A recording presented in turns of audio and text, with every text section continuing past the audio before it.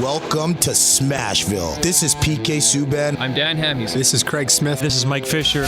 But you need to dig in right now, every guy. Everybody loves their soldiers until they come home and stop fighting. Enough is enough. They need me to bleed, and I'll bleed for my team. Start playing with some jam in here. Let's go. This is Ryan Johansson. Welcome to Smashville. This is Philip Forsberg. I'm Victor Arvidsson. I'm Ryan Ellis. I'm Matthias Ekholm. I'm Beckerin, and you're listening to the Renegades of Puck with Crazy Charlie. Crazy Charlie puts words in my mouth.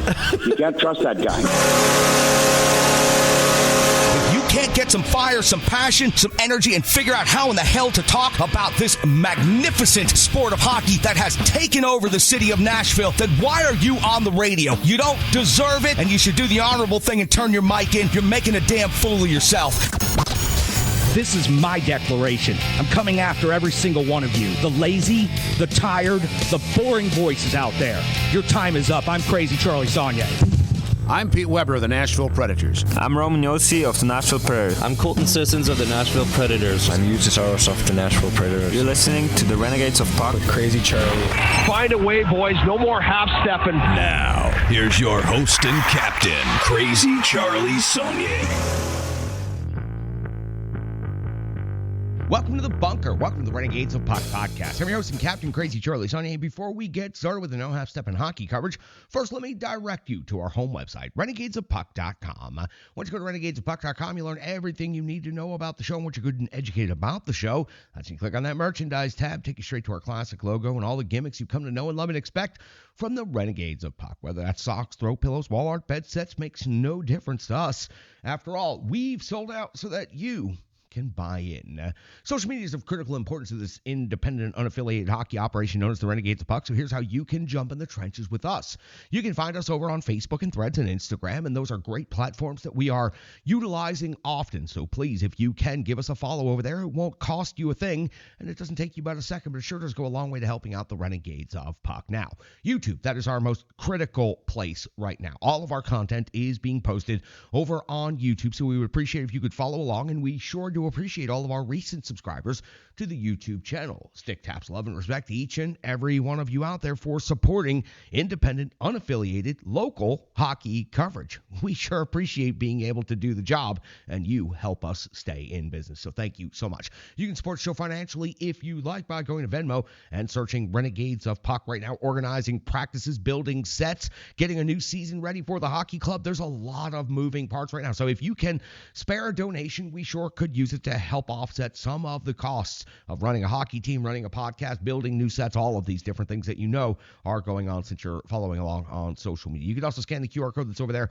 on our virtual tip jar. Now listen, I know it's time for the No Half Step in hockey coverage, so let me deliver the goods. It's time for operation number 978. It's right, time for show number 978. And at this moment in hockey history, the Nashville Predators currently find themselves in 7th place in the Central Division. After 66 games skated, they have a record of 25, 33, and 8. They have 58 points, and they find themselves all alone in the darkness of 7th place in the Central Division, where they have resided for many weeks now. On home ice, which is where the Predators' next game will take place against the St. Louis Blues, they have an overall record of 17, 12, and 3. The Predators have scored 171 goals in the season. They've given up 214 against. That's a goal differential of minus 43. Before we get into the Predators and the Blues, the Preds week ahead, stats, all of those things, let's update you on the Central Division on this Sunday afternoon after the Predators wrap up their 3-game road swing and end in L.A. The Winnipeg Jets are still in first place in the Central Division with 96 points. They have a 10-point lead over the second-place Dallas Stars at 86.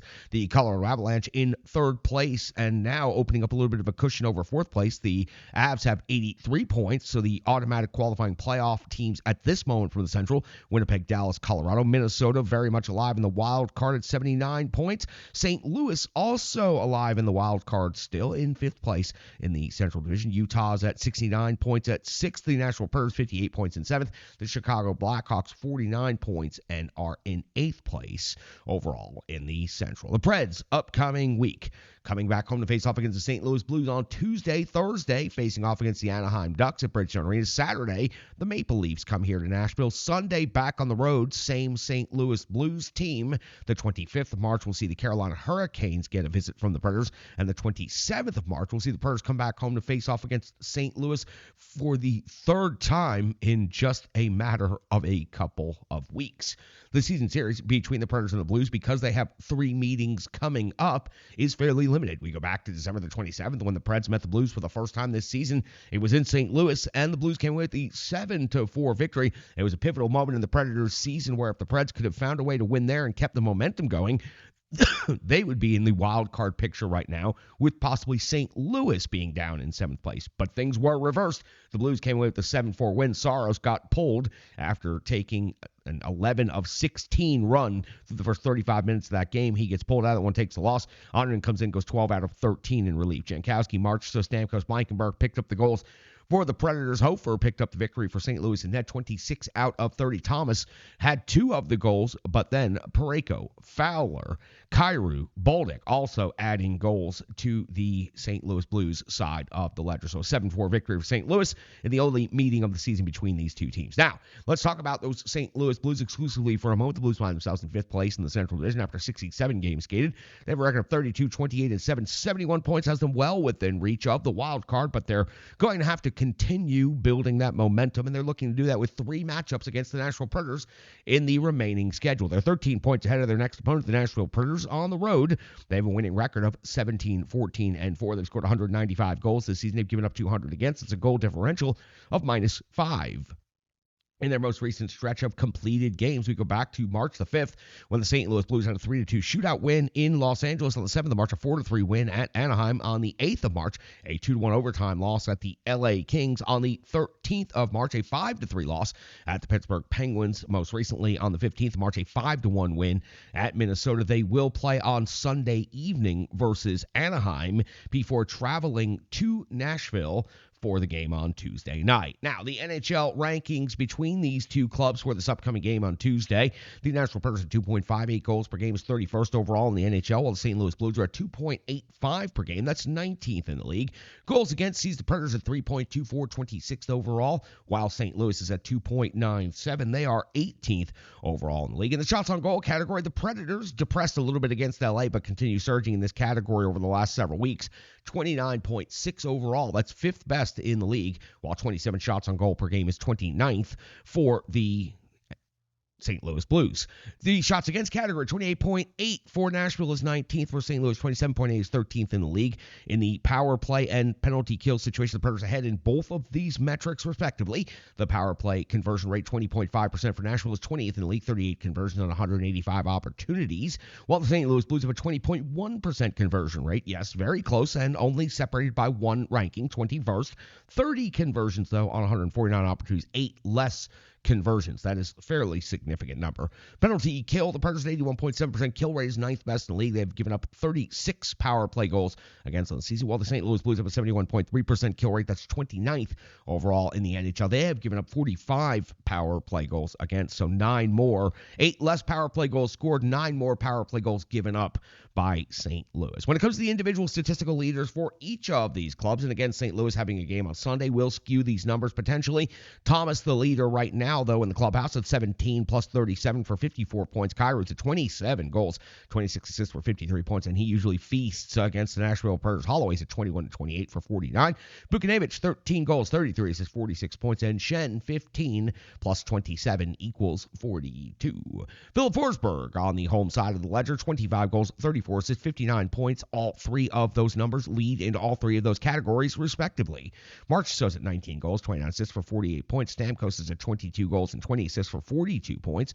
O'Reilly, 16 and 26 for 42. Yossi, 9 and 29 for 38. Anticipated goaltending matchup sees Jordan Binnington with a record of 20, 21, and 4. 8 goals against average of 2.83. A save percentage of 8, 9, 7, and 3 shutouts on the season, facing off against UC Saros back on Bridgestone Arena's ice with a record of 16, 26, and 6. A 2.92 goals against average, an 8.98 save percentage, and 4 shutouts on the season. Nashville Predators back home to start a 3-game homestand. They'll do it against the St. St. Louis Blues. Then they'll welcome in Anaheim and Toronto. 3 matchups against the Blues coming up in the coming short schedule. And the Preds have already suffered 1 loss to St. Louis, 7-4 in St. Louis earlier this season. That's got you all set for that game. Let's go back and talk about the Predators' 3rd game of their road trip, 2nd night of a back-to-back in Los Angeles. Quick turnaround, a quick bus ride, and the Predators in a low-event game. We'll recap it all next, coming up here on the Renegades of Puck podcast. Hockey players are as unique as the game itself, and your uniform should be tailored to fit you. Rebirth Sports is your sports apparel tailor. From shells, bags, warm-ups, hats, hoodies, branding, and more, let Rebirth Sports be your custom hockey tailor. And don't forget to tell them they do more than just hockey. Rebirth Sports on Facebook, Twitter, and Instagram. Rebirth Sport, a match made in hockey. It's now time for the Rebirth Sports full game recap. We go all the way back to March 15th, the year 2025, when the Nashville Predators were in Los Angeles to face off against the Kings on the 2nd night of back-to-back with a very quick turnaround time, less than 24 hours. Head coach Andrew Burnett deploys his lines and defensive pairings in the following way: Forsberg, O'Reilly, and Stamkos; Bunting, Sissons, and Marchessault; LaRue, Svechkov, and Verana; Bellows, McCarron, and Smith. Your defensive pairings are Shea and Blankenberg, Englund and Delgaiso, Osterley, and Barron. Noonan gets the start in net. We are 2:25 into the first period, where we pick up our first piece of activity for the game, and it's Kemper coming up with a save on Michael McCarron's first shot on goal of the game. We go to 4:23 next, where we find Kemper coming up with a save on O'Reilly at close range. At 5:01, Kemper, another save, this time on Philip Forsberg's backhander. At 6:10, Kemper back to work again. A save on Verana. If you're noticing a pattern here, yes, the Predators have all of the shots on goal through the first several minutes of this game. 7:34 of the first. Now Kemper, a save on McCarron again at 9:39 of the first period. We find our first special teams scenario of the game, and it's Bunting off the box, 2 minutes for hooking, putting the Predators shorthanded on the penalty kill. Noonan comes up with a save on Clark. That's the first shot on goal for the LA Kings. It took more than half of the first period and also a power play for the Kings to get their first shot. 14:33 now of the first period. Back to 5-on-5 action. Kemper, a save on Verana. 15:49. Noonan, a save on Fogle. That's the second shot for the LA Kings in this game. 18:53 of the first period. Noonan comes up with a save on Deneau. Strong pressure by LA. The Preds forwards especially get trapped in the zone for more than 2+ minutes. The best effort overall offensively by the LA Kings through the first 20 minutes of play. We hit the intermission with the Predators out shooting the LA Kings 7-4, no score on the board. We're 33 seconds into the second period, and it's Kemper coming with a save on Philip Forsberg after a turnover by Kemper himself. 1:55 of the second period. Now Kempe goes off the box. Minutes for hooking, putting the Predators on their first power play of the game. 0 shots on goal for the Preds, though. Not much zone time either. The Kings have a very good penalty kill and don't allow that many shots on goal per game, but still, this was unusually dry for a power play. 5 away to the second. Kemper comes up with a save on LaRue. 5:31 of the second. Jeannot off the box. 2 minutes for illegal check to the head upon review. It was not good sell job right here. Kemper comes up with a save on Forsberg. That would be it for the Predators' power play. So 2 power plays, only 1 shot on goal. 9:09 now of the second period. It's Kemper coming with a save on Verana. 10:58 of the second period. Noonan comes with a save on Kuzmenko. First shift of pressure by LA in the period. So the Kings were dormant the first 10 minutes of the game and then had a big flurry, and then were dormant again for the next 10 minutes, and now are having another big flurry right here in the middle of the second period. 14:51 of the second. Kemper comes with a save on March. So 14:59. Fogle hits the post off the rush. Blankenberg, good job on the hard back check, affected the shot and the release and the timing of it. So Fogle ends up hitting the post and not picking up a goal, but impressive burst of speed by Fogle on that rush. 16:25 the second. Shea off the box. 2 minutes for tripping on Kevin Fiala. This perhaps a makeup call for earlier, perhaps something totally different and missed all separately and independently. But Fiala looked like he lost an edge and kind of fell on his own, but Shea picks up the penalty for tripping. 0 shots on goal given up by the Predators, but Byfield did miss the net on a wide open, weak side one-timer that honestly had him looking up to the rafters. Don't know how he missed from that range. Forsberg at 19:45 the second off the box. 2 minutes for a high sticking. Kempe hits the post in the final 15 seconds of the period. We hit the intermission with the Predators out shooting the LA Kings 14-6. Only 6 shots on goal, period, for the LA Kings through 2 periods. Only 2 shots on goal in the second period. Carryover of the power play of 1:45 for the LA Kings into the third period.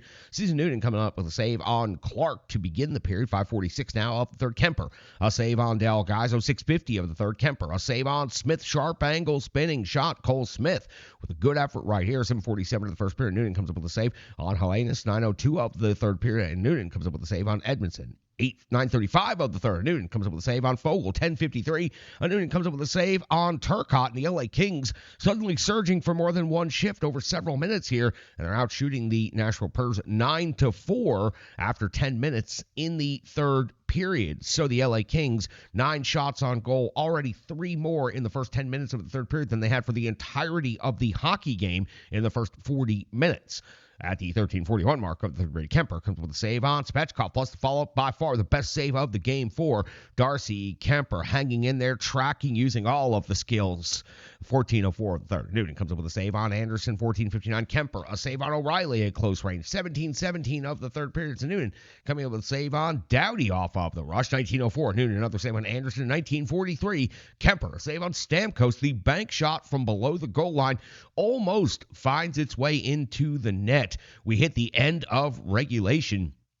No score on the board. The Nashville Predators outshoot LA in regulation 23-18, but the LA Kings go from only 6 shots on goal at the end of the second period to 18 shots on goal at the end of the third period. So Noonan had to be strong to keep the Predators engaged to pick up this 1 point. We hit the 3-on-3 overtime. We found ourselves 33 seconds in, and it's Byfield hitting the post clean on this one. 125 of the overtime session. Noonan comes up with a save on Gavrikov, plus the follow-up by Kopitar at 3:03 of the overtime. Kemper comes up with a save on O'Reilly off of the rush, and then the play turns back down the ice, and 15 seconds later at 3:18 of the overtime, Byfield, his 17th goal, squeezes through the blocker and the post, beating Noonan for the game-winning goal in the overtime session. The LA Kings had put on some serious pressure in the OT. They finally break through, and they score the only goal of the game, winning 1-0 in overtime. The Nashville Predators outshoot the LA Kings 24-21 for this game. So track that story again. The LA Kings, 4 shots on goal in the first period, 2 shots on goal in the second period, so 6 total through 2 periods, and then they finish the game with 21 and come away with the victory in the 2 points. The Predators do pick up 1 point for the overtime loss. That means they go 3 out of 6 on the 3-game road trip as far as picking up points. They lose in regulation in Anaheim. They lose in overtime in LA, but they do pick up the regulation victory against the San Jose Sharks. Predators now back home to face off against the St. Louis Blues as the start of a 3-game homestand. That's going to do it for the Rebirth Sports full game recap. Fairly low event action, 24-21 in shots on goal, only 1 goal on the board in an overtime frame. It could have been more exciting than it was, but the Nashville Predators were obviously dog-ass tired on the second night of back-to-backs, and they hung in there. They did what they did, and what they could, and they managed to earn a point. That's going to do it for the Rebirth Sports full game recap, analysis, box score, and so much more coming up next, right here on the Renegades of Puck podcast. Hello, hello, hello. I'm Tracy, owner-operator of Strong Style Fitness. And that's me and my training assistant, Rizzo. And we are here to bring you fitness that meets you where you are by offering circuit classes, bar-inspired classes, Tabata workouts, boot camps, guided stretching, and more, all taught by a certified personal trainer, me. To learn more, go to our website, strongstylefit.com. Subscribe on YouTube at Strong Style Fitness. Follow on social media at Strong Style Fit. But most importantly, let's get you moving. It doesn't matter if it's your first workout or you've been doing it for years. Strong Style Fitness has the workout that meets you on your journey and helps you along the path to a happier, healthier life. I understand where you've been, what you were going through, and where you were going, and I want to take you there. We'll see you on the mat. Mwah. That was the Rebirth Sports full game recap. Now it's time to do some analysis here on the Renegades of Puck podcast. Let's talk about Justus Noonan getting started in net. He goes 20 out of 21 in this game, and he gave up 1 goal against. Strong in net, especially in the third period. 12 out of 12, and the LA Kings had more shots on goal than they did in the first 40 minutes combined. The overtime session saw Noonan under heavy pressure. He deserved better in this one. He deserved his first shutout of the season. He played well, but he was unable to preserve the perfect game, which is what he had to come through with, just like UC Saros would have had to do the night before at Anaheim. The offense really letting the Predators down. You'll understand that as we go through here the analysis portion of things. Obviously, the Predators not scoring any goals, so they have no points, so not much to talk about, but a couple of players stepping up and putting up performances in a game that was very low event. Let's talk about Michael McCarron. Gets the first shot on goal of the game for the Predators, also getting shots on goal throughout the game. 5 total shots, delivered 4 hits, both of those amongst the tops in those categories for the team. And again, for a fourth-line center, Michael McCarron goes out there every shift. He brings whatever he has to the rink. He goes out there, he fights, he checks, he penalty kills, he does what he needs to do, and Michael McCarron deserves to get some analysis here. Even though this game was not very good overall for the Nashville Predators, Michael McCarron did his part. LaRue back in the lineup and leading the way with 5 hits, only 851 total time on ice, but he's been out of the lineup for a couple of weeks with an injury, so good to see him working his way back in and getting immediately right back to the action. LaRue and Bunting seem to get along quite well out there as a combination for a little while in this game. I look forward to them expanding that time on ice. Coming up here over the homestand for LaRue. Forsberg had 4 shots on goal, 17:44 in total time on ice, but unable to break through in this game. Also misses 2 other shots, picks up a minor penalty, and was really heated about that high sticking call that he got at the end of the second period, even though the replay clearly showed that he lost control of his stick and he caught Byfield in the face with the shaft of his stick. I mean, it seemed pretty clear cut. I don't know why Forsberg was so upset about it that he argued into the second intermission, then came out of the second intermission, and we continue talking about it. He was fired up, though, but it didn't help, and it didn't go in the right ways for Forsberg. Vrana follows up his game in Anaheim with another good game. 3 shots on goal, 11:04 total time on ice. Noticeable yet again in this game for the Nashville Predators. Starting to see a little bit of what Barry Trotz is trying to do here. Bunting and Vrana and a couple of these other players out there now, seeing them together on the rink. It's not coming together necessarily yet. Obviously, this is a plan for next season, but starting to at least see what the reputation and style of the players that Barry Trotz is looking to plug into the lineup is. How it shakes out over these final 16 games, well, that's obviously what we're going to be here tracking on the show. Del Gaizo, 3 shots on goal, 21-11 total time on ice. I think he's making a good case to be part of this defense core. Next season, he continues delivering shots on goal. He delivers putting up big minutes, and he is not a defensive liability out there on the rink. That's going to do it for the analysis. When nobody scores, there's no points, no assists, and it's a very, very low event game. Even the box score is going to buzz through very, very quickly because there's not a lot of information inputted and not a lot of data available for this game. Let's hear from our good friends at Stripe Digital Solutions. Let's come back. Let's get through the box score. Let's close out this episode and move on with the weekend. Hope everybody's all right after all those severe storms and all the flooding and everything that came through. We lost power here at the bunker just briefly after yesterday's episode. Good thing we wrapped up the recording when we did and got that thing posted, or else we wouldn't have been able to get that episode out yesterday. So I hope everybody's all right. Hope everybody's drying out today, getting some good sunshine, and we're getting ready for Renegades of Puck season opening practice later today, so we're very excited about that. Hope it's a great Sunday overall for everybody. Back next with the box score right here, Renegades of Puck podcast. The digital environment can be quite intimidating, time-consuming, and cumbersome, especially with all those other areas that need attention at your business, and that's why Stripe Digital Solutions is here to help. I know, because that's exactly what Stripe Digital Solutions did for me and the Renegades of Puck.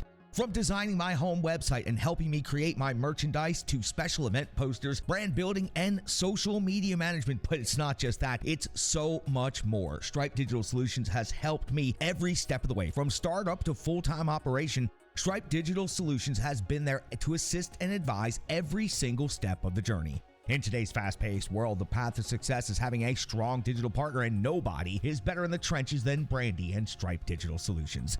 Get the solution before it's even a problem with Stripe Digital Solutions.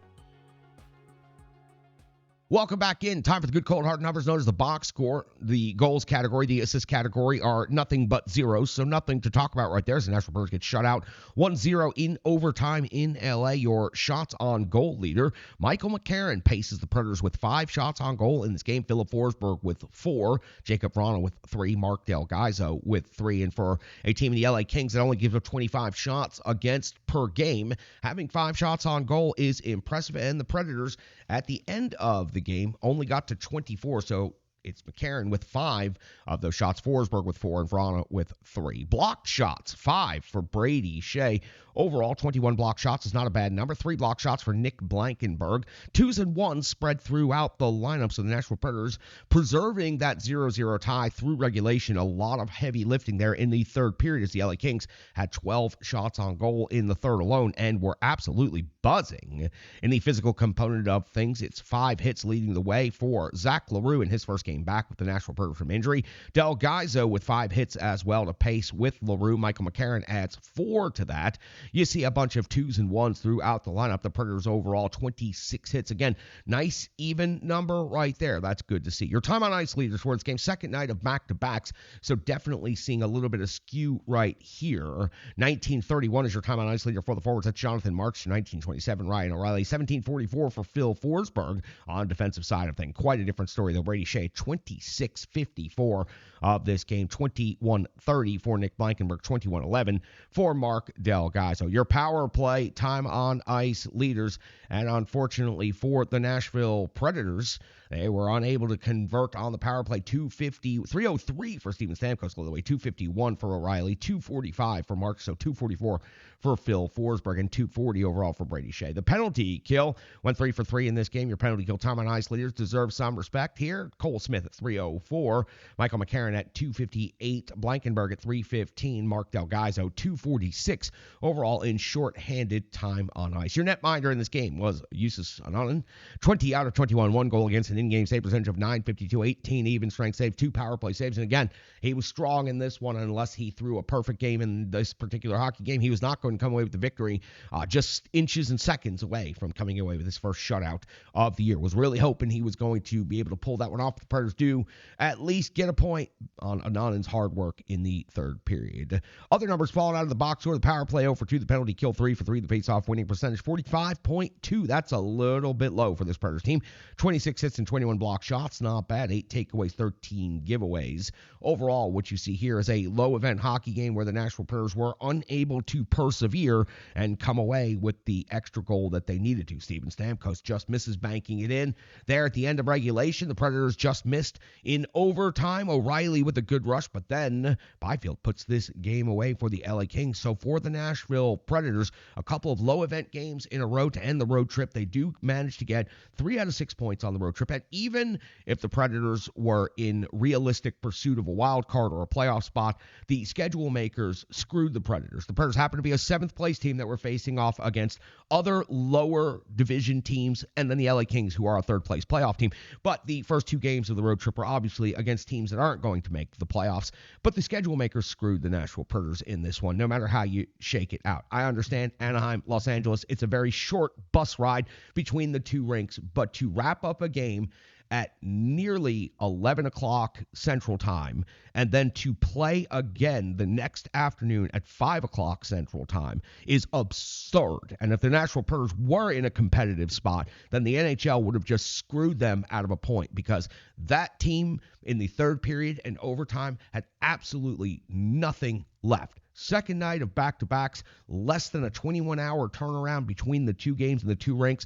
This is the NHL, and I understand that you have to get the games in, but my God, the schedule makers have to be more respectful to the clubs that they are making schedules for. If the Predators say we're on that cut line and ended up missing this playoff cut by 1 point this season, it would be exclusively because the schedule makers screwed the Predators with a back-to-back in Anaheim and LA 20 hours apart from each other. Yes, that is a strong opinion to take for a 7th place club with only 58 points on the season, getting screwed by the schedule makers.